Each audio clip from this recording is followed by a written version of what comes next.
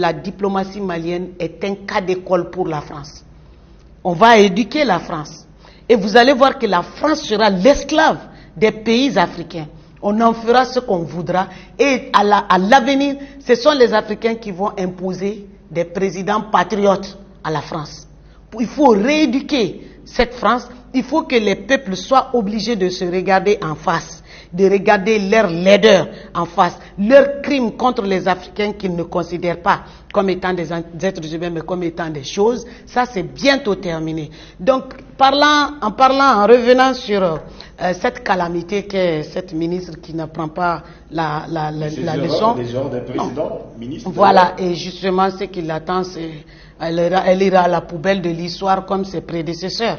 Donc, cette dame dit que le Mali va d'échec en échec. Où est l'échec? Pendant 9 ans, pendant 10 ans qui a échoué. Pendant 10 ans, Steve, figure-toi que la France n'a même pas tué 49 terroristes au Mali. Et personne n'a jamais vu un corps de terroristes que la France a tué. Tout simplement parce que ce que l'État malien est en train de dénoncer, c'est ça la vérité. La France arme les terroristes, a fait venir les terroristes, nourrit les terroristes, paye les terroristes contre le peuple malien, contre l'armée malienne. C'est ça la réalité. C'est pour ça que la France, avec ses employés, la France ne va pas s'en prendre à ses employés. Et la France même est un État terroriste. C'est pas moi qui le dis, c'est Salif Keita qui le dit, le grand panafricain musicien, chanteur du Mali. Salif Keita, il a dit la France c'est un État terroriste et il a dit comment Ibeka peut se soumettre à ce gamin. Et vous devinez c'est qui le gamin? C'est bien sûr Emmanuel Macron qui est le gamin.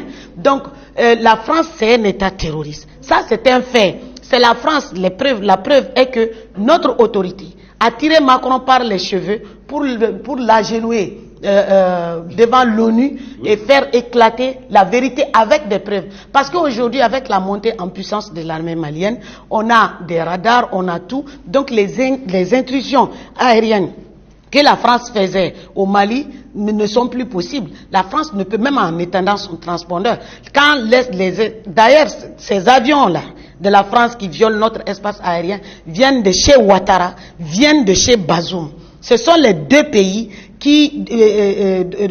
dans lesquels la France décolle son avion pour venir déstabiliser, larguer des armements aux terroristes et puis ensuite espionner nos camps et donner même des drones aux terroristes pour venir combattre l'armée malienne et au nom d'un terrorisme frélaté pour venir tuer le peuple malien, brûler les bétails, brûler les maisons, brûler les champs, brûler les récoltes. Là, nous, on ne connaissait pas ça. Vous avez entendu Emmanuel Macron parler de tribalisme. C'est exactement ça que RFI faisait aussi au Mali. Et ça ne peut pas marcher parce qu'il y a un brassage ethnique au Mali. Oui. Il y a un grand brassage. Donc le peuple est très très mature. Moi, ma mère est Peul.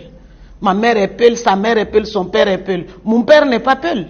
Donc le Mali, c'est comme ça. Ils ne peuvent pas réussir l'ethnicité, le tribalisme chez nous, parce que tout simplement, le peuple malien en a fini avec le jeu macabre.